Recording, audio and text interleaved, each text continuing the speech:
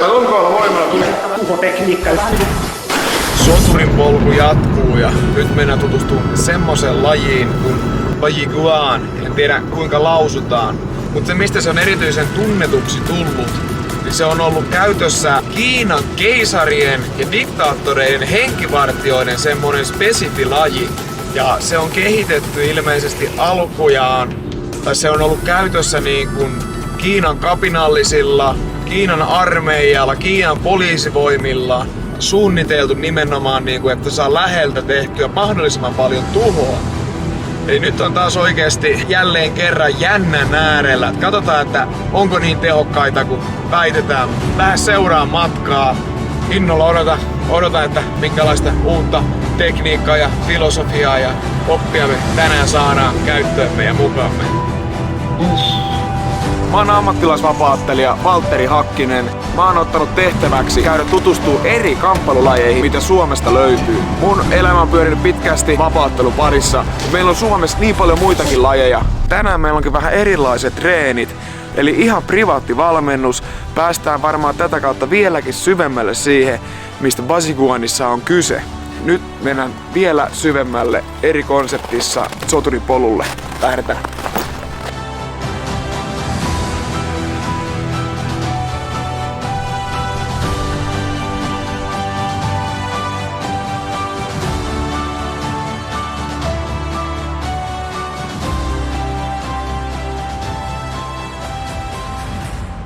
Mä oon ymmärtänyt, että tää on vähän niinku tavallista tehokkaampanakin lähikamppailulajina pidetään. Tää on ilmeisesti käytetty niinku Kiinan keisarien henkivartijoiden itsepuolustuslajina. Se on tosi tehokasta ja suoraviivasta. Onko mä ymmärtänyt oikein? Joo, nimenomaan siis tulee alunperin taistelukentiltä. Eli tää on 300 vuotta vanha kiinalainen kamppailulaji. Ja se on alunperin ollut jonkinlaisten kapinallisten taistelutaito. Ja siitä sitten mennyt eteenpäin, yleensä säilynyt armeijan käytössä, henkivartijoiden käytössä. Esimerkiksi viimeinen keisari Kiinassa ja sitten Mao Zedong, Chiang Kai-shek, ne oli kaikki Baji-mestareiden suojelmia. Se on tosiaan tarkoitettu tämmöiseen nopeeseen tilanteen lopettamiseen, eli siinä ei mitään sääntöjä mietitä, vaan se on ukkonopeasti tonttia. Jos on aseita, niin niitä käytetään, jos ei, niin sitten mahdollisimman paljon tuhoa sitten käsillä tehdään. Tätä perinteisesti on opetettu pienissä ryhmissä. Siellä on ollut ne isot ryhmät, mutta yleensä se aito taito on siirtynyt siellä niin kuin suljettujen ovien takana.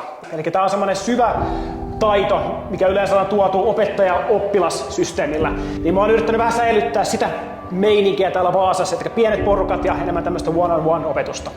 Taiwanissa vielä nykyään niin erikoispoliisi harjoittelee Bajia.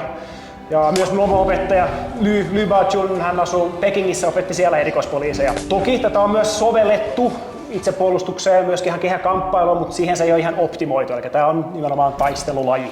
Eli voidaan odottaa mielenkiintoisia uusia tekniikoita, mitä ei ehkä niin valtapiirissä näe. Mahdollisesti. Joo. Pidemmittä puheitta, niin meillä on tänään yksityistunti. Mä luulen päästä vähän syvemmälle kuin ehkä ryhmätunnissa. Ja Miika ottaa ohja käsiin ja katsotaan, että minkälainen maailma aukeaa tänään Bai Chin parissa. Tää on kulttuurimatka kamppailulajien ytimeen.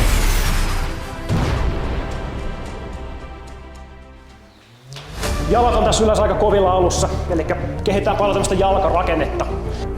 Sitten vähän alemmas, siellä. Nyt ihan niin alas kuin menee. Ensimmäinen osa tätä harjoittelua on kehoperiaatteita. Eli miten me käytetään sitä kehoa, miten me pidetään kehoa, miten me liikutaan keholla. Sitten se sovelletaan siihen nyt käytäntöön. Hartiat mahdollisimman rennoksi, ihan löysäksi. Koppala heittelänä puolta toiselle. Alright, voidaan ottaa vaikka ekalla harjoitteella. Elikkä mikä olisi kiinalaislaji jakso ilman hevosratsastusseisontaa? Varmaan tuttu juttu Jackie Chan-leffoista ja Kung Fu-leffoista. Elikkä tää on siis hevosratsastusasento. Tässä on idea se, että se on vähän niin kuin ratsastat hevosella. Mutta se ei ole semmoista laiskaa, niin kuin hidasta ratsastamista, vaan se on laukkaa. Elikkä se on vähän niin kuin pystyssä, se on vähän niin kuin valmiina lähtee meneen. Ja jalat, tosiaan, tässä on hevonen tässä, tää on aukea, eli tää on niin sanottu kua. Sitten jalat täältä vähän painaa sisälle päin, eli näin. Leveys olisi 1, 2, 3 ja sitten istut alas. Elikkä tämä on aukeaa, tässä pitää tukeva fiilis, että tää on vähän niin kuin seinä, mikä tässä, ylöspäin polvi. Yes. Käytetään se puoli nyrkkiin ja sitten vaan seistää. Tää on tapa opettaa sillä lailla tiiviisti kompaktissa paketissa kehoperiaatteita. Ensimmäinen juttu tosiaan hartiat rentona alas, kyynärpäät alas. Jotta tulee painetta, niin periaatteessa mennä tänne selkään. Ja tää on osittain myös ihan tämmönen mielenharjoitus. Tää on niin kuin vierivä kivi tulos sua kohti ja sä pidät sitä paikallaan siellä koko ajan. Jalat on tukevat. Sehän on ihan kaikesta pystykamppailuudessa, missä on potkut mukana, niin jos sä haluat ottaa sen potkun hyvin, niin sulla pitää olla niinku se lihas jännitettynä, mieluiten nimenomaan maata vasten. Et jos on vähänkin löysänä, niin se on saman tien kyllä puujalka. Yes, kyllä. Sitten vähän suustaa selkää. Yes, just näin. Hyvä pientä poltetta tuo kyllä tonne reisien suunnalle. Sitten seuraavaksi selkä. Se on myös toinen puoli. Eli tämä näin, varmaan tuttu, jos jotakin painihommia, niin tämähän on. Eli tuo rakenne on hyvin tärkeä, että se täytyy pitää vahvana. Jos mulla on tää vähän vahvempaa, ja pystyy vastustamaan paljon paremmin. Mun kädet pystyy toimimaan ilman, että tarvitsee hirveästi jännitellä vääntää siinä. Sitten seuraavaksi se tulee siihen. Ota mavu. Uudestaan. Yes. Mä niin herätä tän alueen. Yläkehon rakenne tulee sit siitä, että hartiat on alhaalla. Tavallaan rentona, mutta se rentous tulee siitä, että sulla on täällä vahva aktivaatio. Että se ei vaan niin löysänä siinä, vaan se oikeasti on vahva siinä. Se ei tule täältä se voima, vaan se tulee täältä. Mikä sitten yhdistyy tähän keskivartaloon. Elikkä puhutaan lyömisestä sun muusta, niin me halutaan täältä se voima. Sitten kantapäät on kevyet. Elikkä enemmän painoista tällä päkiä alueella. Vähän niin kuin olisi muurahaisia kantapään alla, jota sä pidät sillä vankina, mutta sä et murskaa niitä. Joo. Ne on hienon tapa. Eli me liikutaan päkiöillä. Eli kantapäät on kevyet. Eli kehon rakenne on ensimmäinen osa. Eli saadaan se vahva rakenne toimimaan sinne. Seuraava iso juttu Badis on lyhyt voima, eli räjähtävä voima.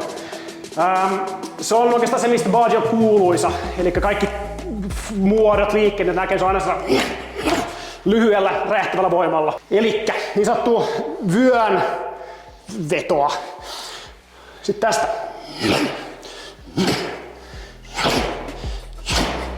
Eli tässä on jotakin, millä sä saat sen voimia selkeäksi. Ja tää tulee taas kerran täältä. Eli tää on se alue, mikä tekee sen. Hyvin tärkeä alue. Kokeile. Vähän sellainen kiinalainen fiilis, kun katsonut jotain leffoja, niin näiden kanssa räpätään. En ole ikinä itse kokeillut, mutta Yes. kokeillaan se. Eli se on niinku Joo, just näin. Eli toinen työntää ja toinen vetää. Ja sitten täältä. Just tää on se, mistä se tulee se voima. Se ei ole lyönti kädellä, vaan se on enemmän niinku tällä. Jonkinlainen siis kaata käytännössä, eli täältä. Mutta se tosi hyvin saa sen idean tuohon lyhyeseen voimaan. Eli kun mä teen sen, niin tässä ei ole selkeätä lantion kääntöä, mutta se on tuo, mikä vetää. Eli täältä alaselästä.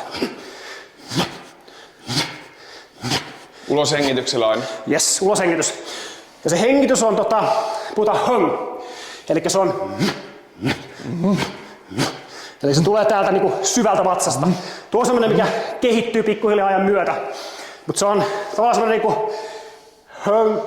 Elikkä pieni jännitys ja loppu. Tää. Joo. Kokeile.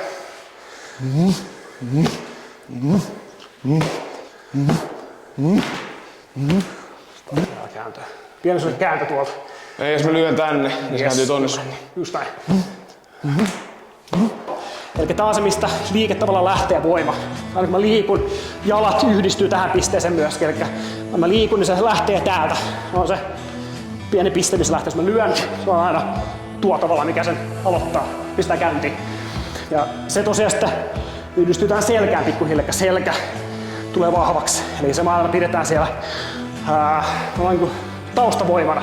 Ja kun mä oon lähellä, niin sehän aina pitää olla se selkä vahva. Jos on vähänkään niin suora, se rupeaa täältä, niin se siitä lähtee. Eli tää on tosiaan semmonen vahva, vähän niin kuin vetäisi sun selkärankaa taaksepäin. Joka on semmonen fiilis, se on niin kuin siellä. Sitten kädet pystyy olemaan sut rentona.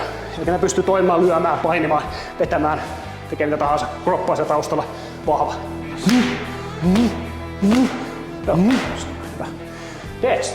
on tarvitaan tulevaisuuden harjoitteessa myöskin. Joo. Tuota samaa periaatetta. No Li Shuwen oli aika kuuluisa mestari. Hän kyllä eli tässä 1900-luvun aikana, mutta hänestä on jäänyt paljon tämmöistä historiikkia, mikä on vähän sellainen epäselvää, että onko se totta, mutta häntä kutsuttiin niin yhden lyönnin mieheksi, eli hän ei tiennyt miten lyödä kahta kertaa, koska hän tuhosi vastustajan yhdellä lyönnillä. Paljon tämmöisiä niinku, tarinoita, niissä on aina joku totuuden siemen siellä, mutta yleensä vähän väritetty ja lisätty asioita siihen.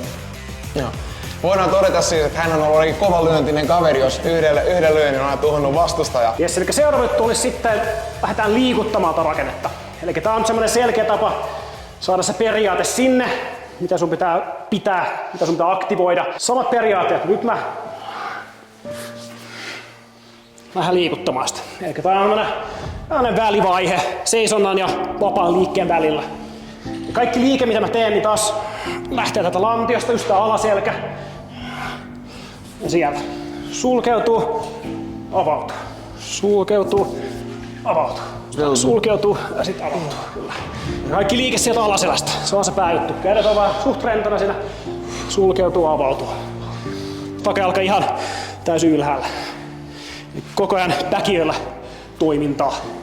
Stop. Sustaan täällä. Nyt tää vahvaksi. Sitten vaan lähtee.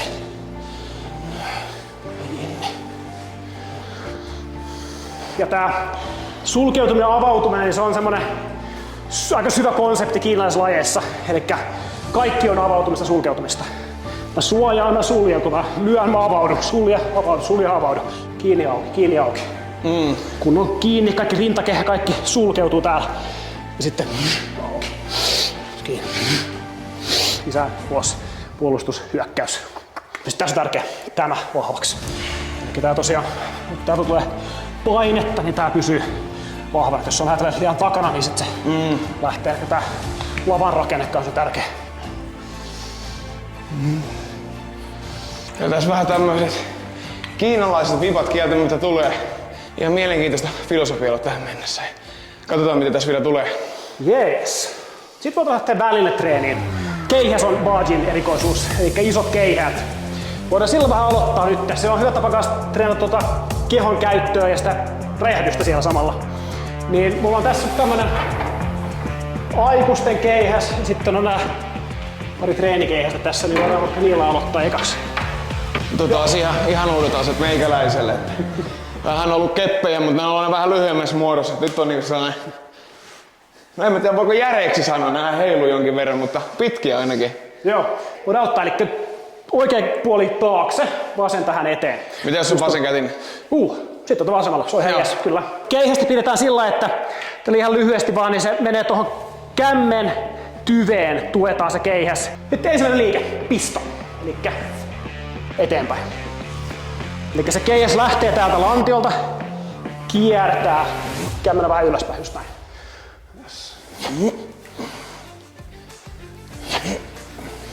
Nyt samoin kuin äskeisen vyön kanssa. Elikkä...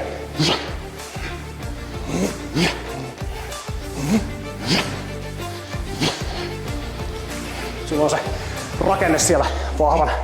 Täällä se voima. Joo, nyt on hyvä.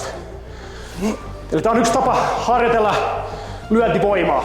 Eli siellä on ollut vastustajalla panssari päällä, sun pitää lävistää se panssari siinä sun keihäällä. Semmoinen lyhyt voima on ollut tarpeen siinä. Sitten se on myöhemmin sovellettu tyhjän käteen se sama ideologia. Joo. Ja sen jälkeen kun mä kepit pois, niin meillä on sama ideologia ja liikerata, jos mä ymmärsin oikein. Joo, kyllä. Ja tää on siis ihan historiallinen juttu monessa kiinalaislajissa puhutaan siitä, että se laji on tullut keihäästä. Eli keihäs on se, mikä synnyttänyt sen paljaskäsitekniikan. Sitten tähän tulee vielä 2 liikettä, saadaan semmonen kokonaisuus. Eli ensimmäinen oli za, eli se on pisto. Sitten tulee lan, eli se on sivuttaen. Se käy siellä ulkona, tulee takaisin. Yes. Puoli kuu. Juuri nimenomaan, kyllä. Puoli kuu, hyvä. Rupeat hallitsemaan sitä keihään liikettä. Se tukeutuu siihen vatsaan. Sitten mitä tuo tarkoittaa tuo liike on tämä ulosta. Mä saan sen kaverin keihään pois ja iskee sinne. Kokeilla, eli se on niinku ulkoapäin. Yes, eli lähdet sieltä tekemään sitä puoli ympyrää. Vähän korkeammalle. Sitten kurkkua kohti. Ihan tosta niinku Ihan vaan tommonen pieni. Ihan siinä missä se on. Siinä. Yes, just noin. Eli keihästaito mitataan siinä, kuinka pienellä liikkeellä sä pystyt hallitsemaan sitä kaverin keihästä. Eli pienet liikkeet, kun saat sen keihään pois ja sit sieltä kurkkua kohti. Ja sama juttu toimii myös tyhjällä kädellä, eli ne pienet, jos pistää keihään alas, niin tavallaan se sama juttu, eli mä lähden mitään niinku isoa liikettä, vaan se on se pieni liike, mikä se tulee. Sama idea. Joo. Ja sama pieni räjähtävä voima, eli se on pieni semmonen, sit se on siellä. Ja tämähän on kaikki ihan järkeenkäypää, jos mietitään ihan vaikka vapaattelun kannalta. Et jos sä lähdet vaikka tiputtaa käden näin ja joudut lyödä tosi kovaa, niin se näkyy kilometrin päässä. Mutta sen sijaan, että miten rennompi sä oot, vähän systeemafilosofiakin jopa ehkä, että miten rennompi sä oot ja näytät sä vähemmän, miten nopeammin se lähtee tietyllä lailla se lyönti siitä, niin se tehokkaampikin se yleensä on. Ja keihäs on hyvä väline löytämään se, koska me ollaan tosiaan apinoita, jotka ollaan totuttu käyttää työkaluja. Joo. Yes.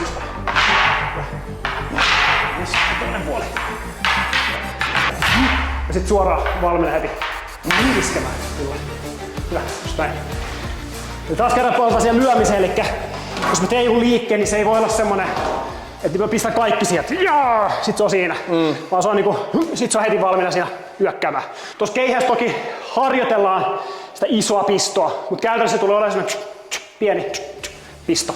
Joo. Alkaa tuoda pikkuhiljaa aseekki itselle ihan uutta merkitystä, että miksi niitä niin paljon käytetään ja ylipäätään koko filosofia, että kuinka hyvin sieltä on siirrettävissä sitten niin siihen asettamaan taisteluunkin. Tämä on kyllä ollut nimenomaan mielenkiintoista kulttuurimatkaa ja mä toivon, että sieltä seuraajistakin, katsojista, joka kamppailuudesta on kiinnostunut ja perehtynyt, niin saisi vähän uutta filosofiaa ja ideaa ja oppia näihin asetaisteluihin liittyen. Sitten otetaan aikuisten keihäs. Täällä mä treenailen sillä oikeesti. Tää on kärki mukana, eli se saa paljon paremman sen idean sen, miten sä pyörät sen kärkeä. Eli se menee tossa just sitä puoli ympyrän.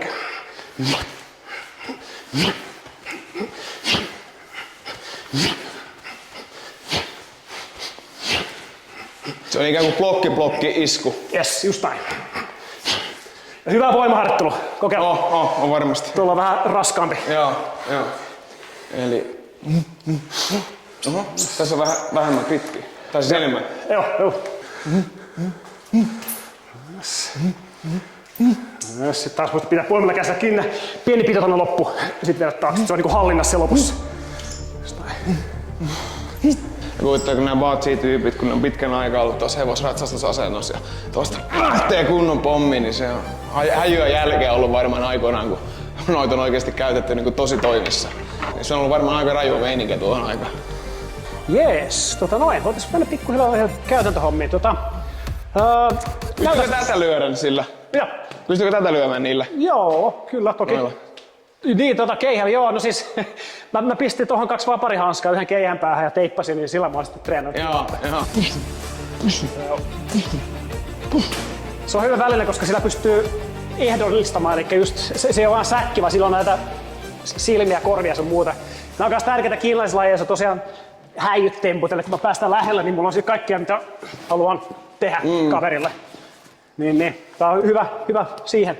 Saa vähän fiilistä siihen, että mitä oikeasti niinku tuntuu. Joo. Tuohon on muuten vaikea löytää reenikaveria.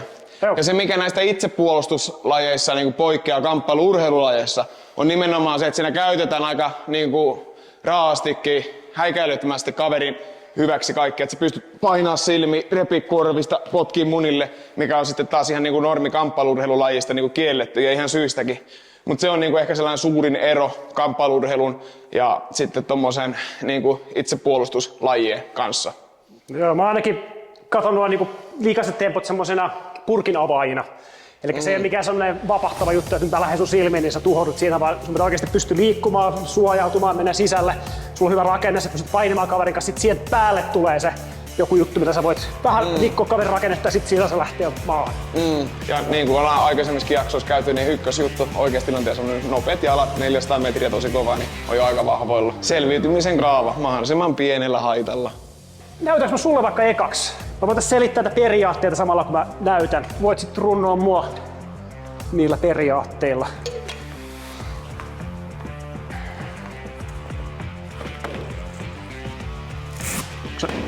Joo, on se tiukka. Joo.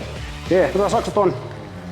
Voi olla hammassuolet, varuut. Se on oltava. Ne tossa on noin. Suht tiukka, se on ok. Tulee mieleen Buzz Lightyear kohti ääretöntä ja sen yli. Alright, yes. Eli ensimmäinen palanen, mitä lähdetään katsoa, on suojaus, eli puolustus. Pieni liike. Kissa pesee kasvojaan. Sitten siinä kun lähdetään sitten enemmän niinku ulospäin. Ja taas on hyvä lähtö. Tää kissa pesee kasvoja. Eka periaate. Elikkä yhtään pöllöä. Sitten vähän niinku härkä olisi lähes eteenpäin. Eli se on semmonen eteenpäin voima. Ja jos tulee lyöntiä, niin on aina semmonen fiilis, että haluaa mennä lähellä, kokee eteenpäin. Eli puolustus pitää hyvin easy, suoraan sisälle vaan. Suojaus, pölypyyhkimistä ja sitten siihen päälle vielä ding, eli suoraan sisälle. Yksi tapa on käyttää kyynärpäitä. Jos mä lähden sisälle, niin tuo on yksi tapa saada pientä vaikutusta kaveriin. Samalla suojautuu, eli kyynärpää sisälle. Tuo on kaksi tapaa käyttää kyynärpäätä. Se on suoraan naamaan tai sitten kehoon. Eli tää on semmonen, mä käyttää vähän voimallinen. Tää on rintalastan tuhoja enemmänkin. Vaatii semmonen peruskamppailuidea kidätettynä. Lähelle, pieni vaikutus kaveriin ja sit sieltä kiinni ja sitten maahan. Eli mä haluan lähellä kyynärpää sisältä. Sitten seuraava periaate, mä tuun sisälle, kyynärpää, mä laitan kiinni. Nyt sit tästä tulee sitten jonkinlainen kaato. Mä voidaan katsoa sitä piakkoa, mutta idea se kyynärpään kanssa, että mä pääsen jollakin tapaa sisälle ja sit siellä alas. Ja siitä. Ja kyllä yleensä jollakin tapaa halutaan iskeä se kaveri maahan. Tuun sisälle ja tässä esimerkiksi kyynärpäällä isketään maahan. Ja sitten yleensä jatkuu siellä. Se ei ole vaan alas vienti, vaan se on alas isku. Joo, eli puolustus. Nyt on sisällä. Oikein kiinni, joka vielä. Yes. Oli aika kova se kyynärpää, tosi kovalla voimalla tuli jännää paikkaa. Vaikka oli panssari päällä, niin tuli hyvin läpi. Tässä meidän päätuhotekniikka, just tää suora kyynärpää. Okei. Päähän vielä paremmin, mutta toki kypärä ei voi tehdä täysin. Joo. Rintaan ihan hyvä. Tuo voisit opettaa kyllä tässä ainakin mulle, jos se kameralle. Se oli oikeesti aika tehokkaan oloinen. Oli kyllä semmonen, että jos olisi panssari ollut, niin olisi saanut vähän aikaa haukkoa happea. Mielenkiintoinen filosofia ylipäätään. Tuossa on paljon nyrkkeilyä, että oikeastaan niin vähän väistelyn on tarve, pienen liikkeen. Ja sitten kun mennään läpi, niin ei mietitä vaan mennään. Se vähän sitä pientä uhkarohkeutta pitää olla, että sä oikeesti pusket sitä läpi. Me hirveästi ei välitetä kaverin lyömisestä. Siinä on se pieni suojaus kyllä, mutta se pitää olla tosi luonnollinen. Eli se tulee vaan siihen liikkeeseen mukaan. Jos rupeaa miettimään liikaa, sitten se menee vähän tämmöiseksi vahvaiseksi. Pitää olla se filosofia, sä oot menossa sinne. Eli jonkin verran vaatii kilometriä alle, että pystyy ottaa ja tottuu niihin lyönteihin, kun herkästi varsinkin alkuvaiheessa rupeaa silmät räpsyy ja vähän väistelee ja peruuttelee. Tässä on ihan hauska tää filosofia, että ei peruutella vaan mennään kohti ja annetaan sitä hyväskää kaverille. Tällä tavalla mun opettaja aloitti aikoinaan mun opettajan treenauttamisen. Se pisti sen nurkkaan ja rupesi hakkaamaan sitä. Teki sitä kunnes rupesi tulee sitten, että se ei edes elä, että se menee eteenpäin. Ja nyt ihan alkuun niin suojaat vaan. Me käytäis väitetään vähän lyönteitä. Vaan just se pölyn pyykkimi siitä. Jos mä tiedän reunta. Vähän se pientä liikettä. Just näin.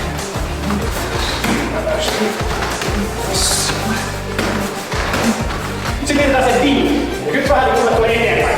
Tiedä sivuaskelta voi ottaa, sulla on sen verran tilannessa, mutta taaksepäin ei voi mennä.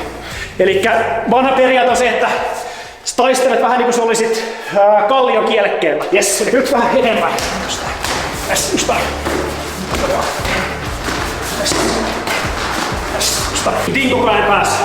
Dingo on tuossa. Elikkä se on se, mikä haluaa niin kun puskee eteenpäin. Se mistä mä tykkään tästä, se onkin nämä mielikuvat, että vähän niinku kissa pyyhkii, ottaa tästä tällä lailla ja sitten käy päälle niinku härkä menee ja jos sä oot kielekkeellä, niin ethän sä halua peruuttamaan, sä menet sitten kohti ja itsellä ja tosi monelle, niin kuin mä jossain jaksossa mainitsinkin, että miksi esimerkiksi pyhissä kirjoissa puhutaan aina metaforilla, niin se on nimenomaan se, kun se menee sen meidän syvälle alitajuntaan, me voidaan oivaltaa asioita ikään kuin vielä syvemmin, niin se on hauskaa, miten näissä monissa, missä on enemmän filosofiaa mukana, niin tulee näitä tarinaa tai mielikuvia tai metaforia, minkä kautta opetellaan. Kiinalaiset lajit ne sisältää todella paljon syvyyttä. Se syvyys tulee nimenomaan tosta. Eli se on paljon eläinperiaatteita näkee kiinalaislajeissa. Se on toki nykyään se on vähän sellainen hävinnyt, koska nämä lajit on urbanisoitunut. Eli se luonnon yhteys on hävinnyt. Mutta mitä vanhempi laji, niin sitä enemmän tämmöistä eläinperiaatteita siellä on. Just tiikeriloikkaa, apinan liikettä, kaikkea tämmöistä. Ne on säilynyt siellä just se vanha ajattelutapa. Ja se on mun mielestä se yksi arvokkaampia asioita, just semmoinen luonnonläheisyys, mitä sä voit saada näistä. Joo, ja tämän takia on kaikki apina kung fu ja heinäsirkkä kung fu, että ne tietyllä lailla sieltä jostakin niin kuin metaforien kautta hakee sitä voimaa tai jotain tämmöistä, että sekö siellä on taustalla? Joo, kyllä. Okei, no sekin on ihan uusi juttu, että nauriskellaan, että mikä vitsin apina kung fu tai heinäsirkkä kung fu, mutta kyllä kun vähän pääsee filosofia ja ideologiaan, niin kaikki ei ihan siltä, miltä ne päälle päin näyttää. Suora. Joo. Just näin. Joo. Yes. Oi. Eli kyynärpäät, puhutaan Bajissa, että jokainen liike voi olla kyynärpää. Eli se ei ole ainoastaan tää suora kyynärpää, vaan se voi tulla mistä tahansa. Jos mulla on käsi täällä, tuossa mulla on kyynärpää, jos mulla on käsi täällä, tässä mulla on kyynärpää. Eli se tavallaan mikä tahansa liike voi muuttua kyynärpääksi. Tuolla on lyönti, mä saan sen kyynärpääksi. Sitten voit miettiä sillä, että tää käsi on hieman eteenpäin, sitten joku vetää sun kyynärpäätä eteenpäin. Ja se ei semmoinen, että sä lyöt kyynärpäällä, vaan sä tuut sillä eteenpäin. Joo. Just näin, kyllä.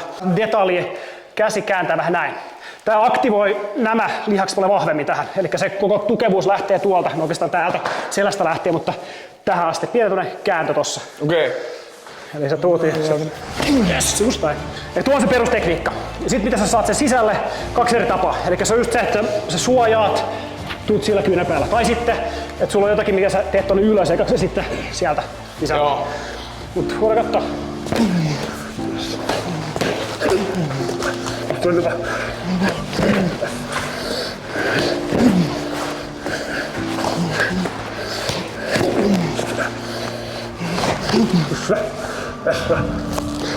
Tuli ne läpi yhtään. Ihan jees. Kyllä se sit kun se kehon rakenne, se on se mikä se lyönti tulee, mistä se voima tulee. Ja se koko massa on siinä niinku menee siihen. Se ei ole vain niinku lyönti, vaan se on sellainen koko systeemi. Ja se vaatii just kaikki noita ja jalkoja ja harjoittelua. Sitten liitetään siihen jonkinlainen kaato. Kaatot voi olla mitä tahansa, mutta jos sä teet hitaasti, tuut siellä kyynärpäällä sisälle, tuut tulle päähän ekaksi. Just, tulee. Tämä sä haluat saada aikaa. Eli pieni tämmönen taaksepäin. Sitten kiinni, väännät mun niskan, väännät mun sen korkkiruuviin. Sitten samaan aikaan sulla on täällä esimerkiksi toinen kyynärpää tai jotain, sillä sä voit vähän auttaa sitä alasmenoa. No sivuttais kyynärpää esimerkiksi. Sieltä. Alasvienti tosi tärkeää, että se jonkinlainen pieni lukitus tulee ekaksi. Eli mä vähän saan sen kaverin vähän niin kuin jonkinlaiseen huonon asentoon. Mä en voi suoraan tästä lähteä, se on hyvä asento. Mä lyön, se on lyönti kyllä, mutta en mä saa sua kaadettua siitä. Eli jonkinlainen, se eka tekee sen pienen aloituksen. Mä jatkan samasta liikkeestä. Ja sit sieltä alas. Yes. Oho, nyt tuli tuonne kainalla, mutta se oli, että kyynärpäällä. Esimerkiksi. Tai sitten ihan mitä tahansa. Joo, tulee.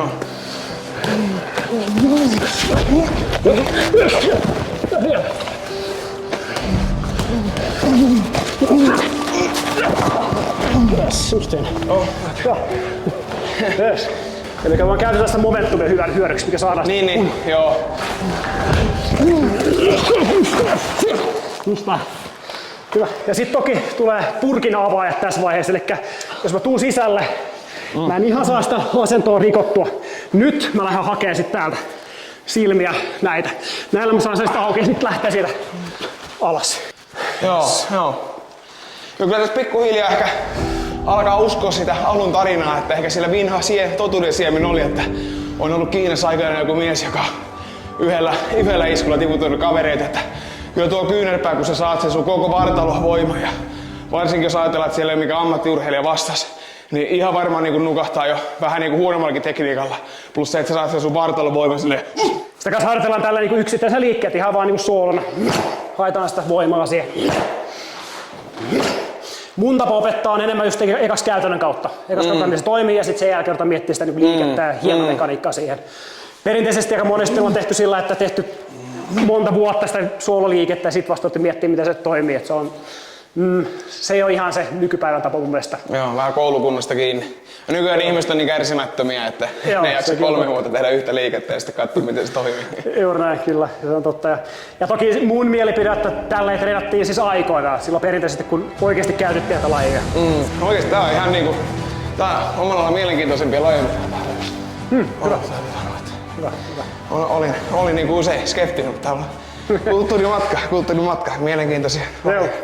Vapaa-ottelu ja esimerkiksi Baichi, ne on ihan eri tarkoitukseen tehty. Baichi on tehty nimenomaan siihen, jos joku oikeasti hyökkää sun kimppuun ja haluat nopeasti eliminoida, niin mikä se on sen nopeampaa kuin oikeasti lyhyt kyynärpää yllättävästä kulmasta, pienestä tilasta, kovalla voimalla tuotettuna, niin onhan se ihan niinku järkeenkäyvä juttu, että tosi tehokasta ja on niinku vankka perinne Kiinassa, henkivartijat, suojellut keisareita ja niin edespäin. Niin kyllä mä allekirjoitan tällä treenimäärällä jo tämä filosofia. Yes, hyvä. Se on nämä kiinaslajit, niillä on ollut vähän huono maine tässä viime vuosikymmenellä. Ja ihan omaa syytä. Siis käytännössä siitä lähtee, kun ampuma-aseet tuli, niin lähti taso sillä pikkuhiljaa laskemaan, koska ei näillä ollut tarvetta enää tämmöisellä ampumaan. Niin. Mutta kyllä siellä aina jotkut hullut on ylläpitänyt näitä taitoja. Esimerkiksi mun opettaja hän on hyvin kokenut kamppailija. Hänen sukupolvensa vielä 80-luvulla niin vielä paljon haastettiin ihmisiä. Eli jos joku puhui, niin sitten mentiin haastamaan. Mitä sä osaat? Sitten kokeiltiin. Nykyään se on vähän hävinnyt, mutta toki nyt on tullut tämä Xu Xiaodong, joka on ollut mediassa tämä vapaa-ottelija, joka on tai chi-mestareita nirhaillut. Se on se vanha tapa, millä yleensä on vanhat mestarit tekijät. Joku puhuu paljon, sitten mennään kokeilemaan. Ja kaikki vanhat mestarit, ne oli ihan iloisia siitä, kun se vapaattelu rupesi piäksää näitä suurisuisia tai niin, kyllä. Mutta se on vähän nähdä tällaisia, kiinalaista laita ei niistä oikein mihinkään, mutta siis totuus on siinä, että ne on ollut heikkolaatuisia tyypit ja ne on puhunut paljon ja sitten paikalla, just niin kuin ollaan aina tehtykin. Niin, näinpä. Toki mun opettaja on yrittänyt aina ylläpitää tätä kamppailutaitoa, että se oli ykköspäivästä lähtien, niin teidän pitää oppia käyttää tätä. Se on pääjuttu. Eli kokemus. Kokemus on se kaiken A ja O tässä. Ei nää muuten toimi. Otetaan tähän väliin pieni tauko, koska mulla on huippujänniä uutisia. Mä oon järjestämässä soturinpolkujen seuraajille ja muillekin asiasta kiinnostuneille soturiviikonloppua. Soturiviikonlopun idea on seuraavanlainen, että me katsotaan huippuurheilun ja ammattisotilaiden mielenhallintatekniikoita, jonka jälkeen meillä on käytännön erilaisia harjoituksia. Pieniä taistelutilanteita, korkean paikan harjoituksia ja kaikkia erilaisia tämmöisiä haasteita, missä meidän pitää käyttää näitä opittuja tekniikoita. Viikonloppu huipentuu, että sä hallitset sun mielen ja kehon sillä tasolla, että sä pystyt kävelemään tulisten hiilien yli. Kato soturivalmennus.fi lisää, varaa paikas ajoissa, koska mä en voi määrän sen enempää tänne ottaa, että me saadaan homma pidettyä tarpeeksi intensiivisenä. Joten on nopea, varaa paikkas ja nähdään siellä. Nyt lähdetään ottaa muutamat erät sparria, nyrkkeilyhanskat kädessä, ei potkuja, kevyet kyynärpäät näytöt mukana ja katsotaan mitä tästä tulee. Hyvä.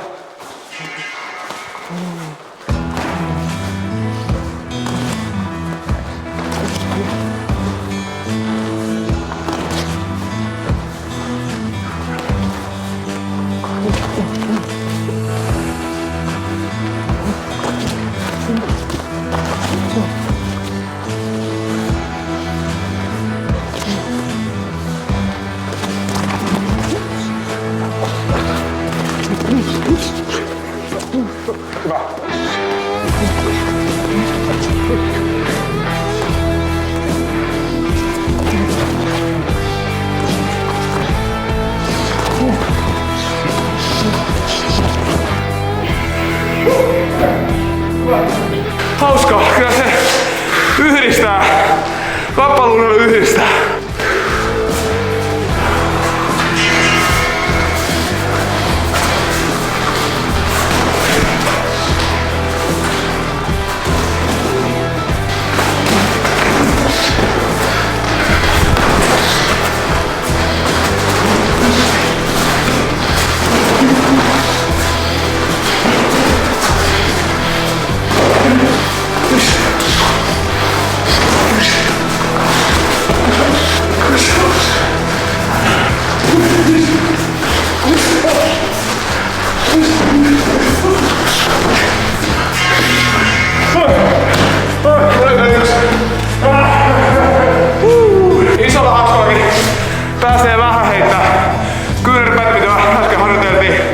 Mut sitten nää vie myös niin paljon tilaa, että nää tekee sinänsä vähän kömpelemmäksi.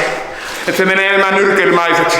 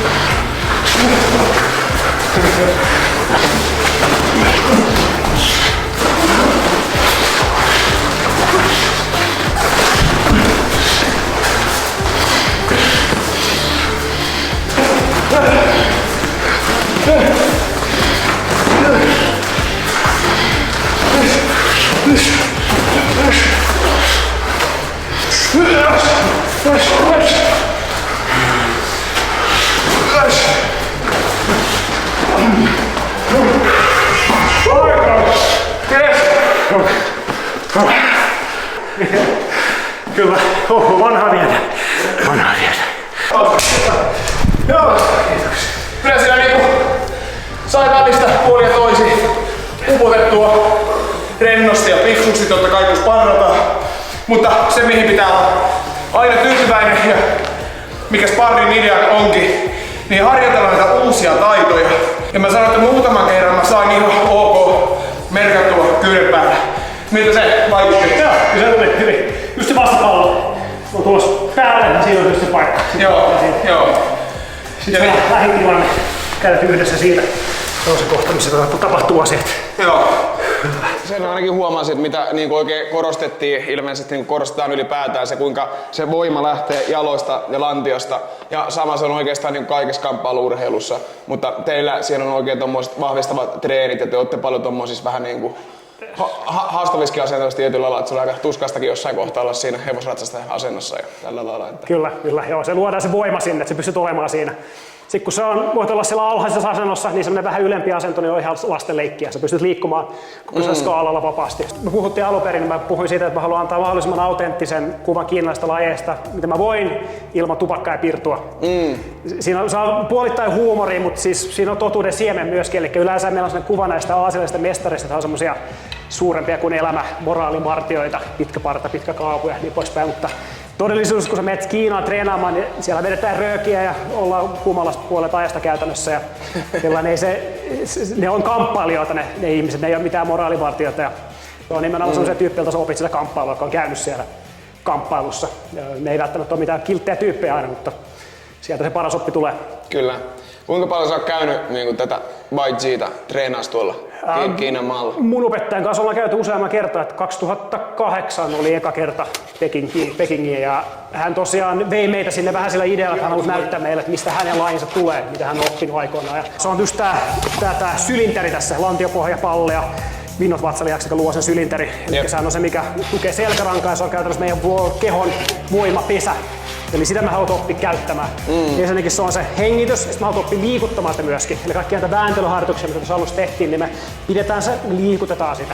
Tää koko kore täältä lähtee niin räjähdyksellä toimimaan siinä lyönteitä tai tekniikkaa, heittoa, mikä tahansa se on. Karhu on tosi tärkeä metafora kiinalaislajeissa. Se on monessa lajissa semmoinen ensimmäinen juttu, mikä opetetaan. Ja myös Bajissa se on yksi osa siellä. Eli karhu on semmoinen, se on rento, se on raskas. Se ei tarvitse huolestua uhista. Että se on rento, se murskaa se alas sen vastustajan siihen. Kuinka toi Bai Chi, niin kuinka paljon se näkyy sitten kiinalaiskulttuurissa vielä tänä päivänä? Että onko se kuinka vielä siellä huudossa? Se on häviämässä, eli nämä kiinalaiset perinteiset lait on häviämässä siellä, eli ei siellä ole jatkajia. Ihmisillä on niin paljon vastuuta elantonsa saamisessa, opiskelussa, ei ne ehdi treenaamaan. Ei näillä ole mitään käyttöä, ei ne pysty tienaamaan elantoa näillä. Niin ne on pikkuhiljaa häviämässä sieltä, niin sen takia monet mestarit on muuttanut ulkomaille ja jättänyt se jonnekin ulkomaille sen tyylin. Että Lyynä kamppailutajat on nyt kaksi asiaa, eli on Baji ja sitten on Tai Chi. Ne on hänen erikoisuudet. Mä oon tavallaan sen Bajin säilyttäjä. Ja sitten on Tai Chi puolella, sitten Helsingissä paljon vahvempi.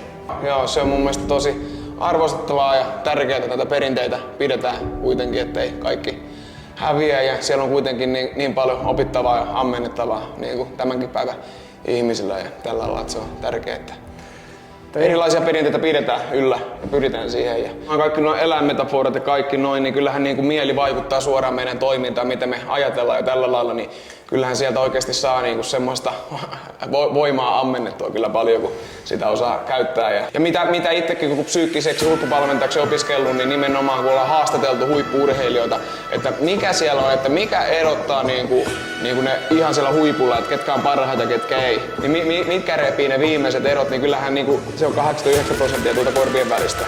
Ja se, että millä lailla siellä toimii ja millä lailla näkee asiat, niin se on kyllä isossa roolissa. Kyllä, tosi iso asia.